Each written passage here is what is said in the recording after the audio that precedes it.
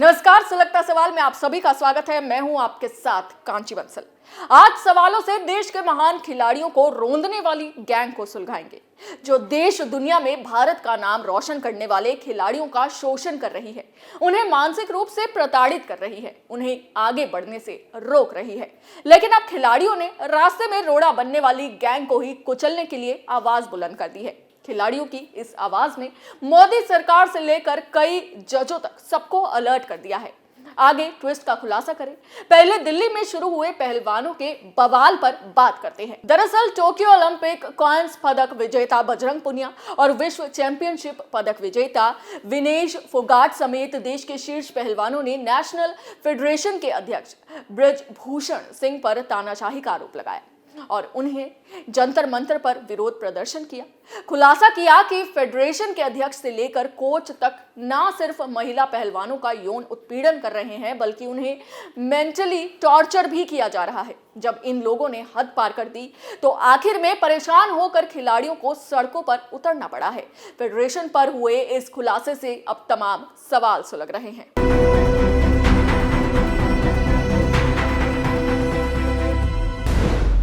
क्या रेसलिंग जैसे खेलों का हो रहा अपमान? क्या खिलाड़ियों के साथ किया जा रहा अत्याचार? भारत ओलंपिक में कैसे कर पाएगा बेहतर प्रदर्शन? क्या खिलाड़ियों पर पीएम मोदी लेंगे बड़ा फैसला? तो पहलवानों का साफ साफ कहना है कि वो इस लड़ाई को अंत तक लड़ेंगे और ब्रजभूषण को पद से हटाने तक चुप नहीं बैठेंगे, क्योंकि उनके साथ जो कुछ भी हुआ है वो अब बर्दाश्त से बाहर है।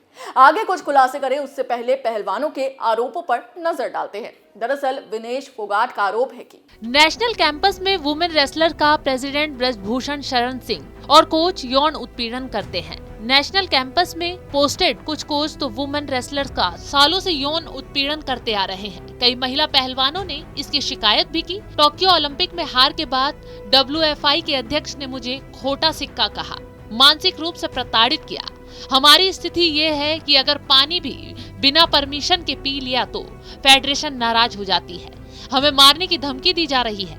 हमारे साथ कुछ भी होता है तो उसके लिए अध्यक्ष जिम्मेदार होंगे। हम लोग अपना करियर दांव पर लगाकर यहाँ धरने पर बैठे हैं। यानी महिला पहलवानों ने यौन उत्पीड़न की शिकायत भी की, लेकिन किसी ने एक्शन नहीं लिया, बल्कि महिला खिलाड़ियों का आवाज को दबा दिया गया, जिससे मजबूर होकर उन्हें सड़कों पर आना पड़ा। वहीं बजरंग पुनिया ने भी साफ शब्दों में आरोप लगाते हुए कहा कि हमारा विरोध WFI और जिस तरह वे पहलवानों के हितों को ध्यान में रखे बिना काम कर रहे हैं उसके खिलाफ है। इसका राजनीति से कुछ भी लेना देना नहीं है।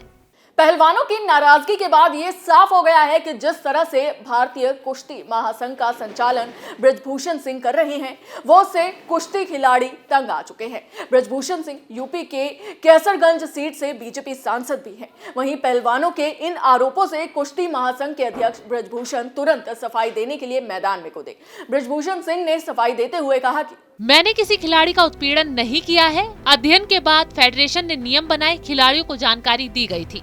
प्रदर्शन का पता चलते ही दिल्ली आया था। खिलाड़ियों के शोषण के आरोप गलत हैं। जिसका आरोप है उसे सामने आना चाहिए। कुछ पहलवान ट्रायल देना नहीं चाहते थे। अगर कुछ दिक्कत थी तो 10 साल से क्या कर रहे थे? ओलंपिक के लिए हमने नियम बनाए।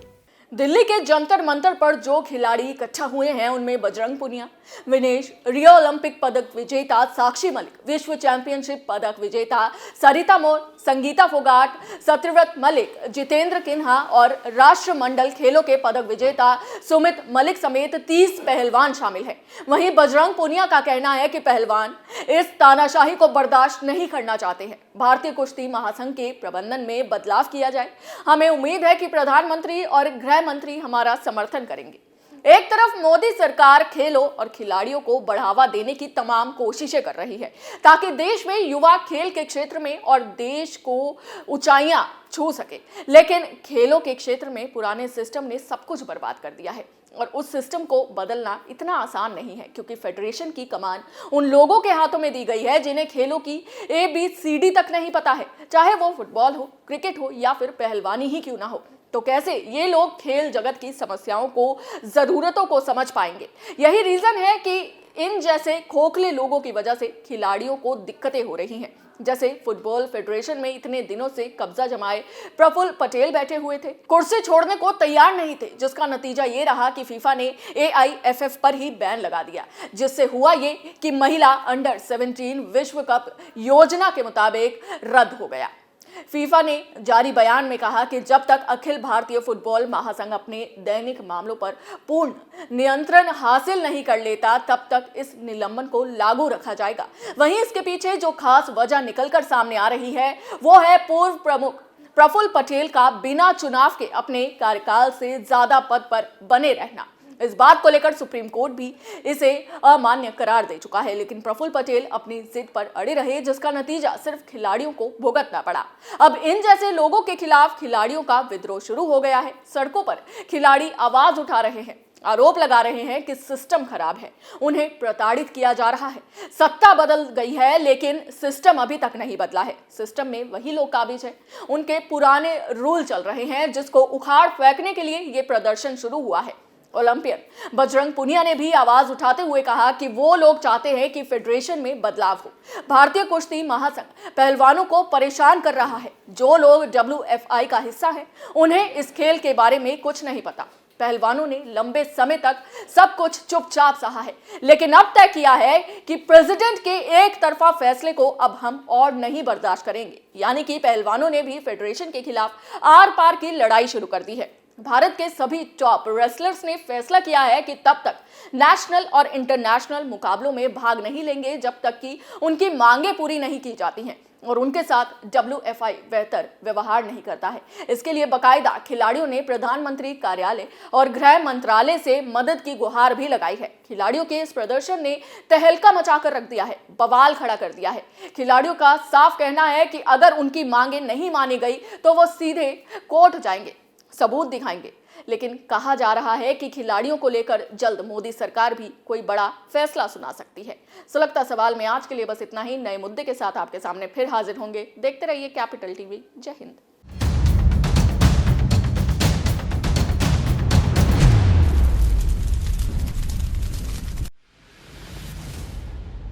मैं राजनीति करता नहीं, पर राजनीति को बहुत गहरे तक समझता हूं।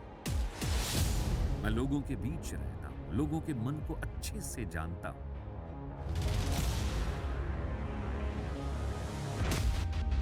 पब्लिक और पॉलिटिक्स की हर नब्ज को खूब पहचानता हूं। संघर्ष की सियासत से सत्ता के सिंहासन तक मैं हर खबर से खरा सच निकालता हूं। ना कोई दौड़, ना कोई race. Capital TV, Uttar Pradesh.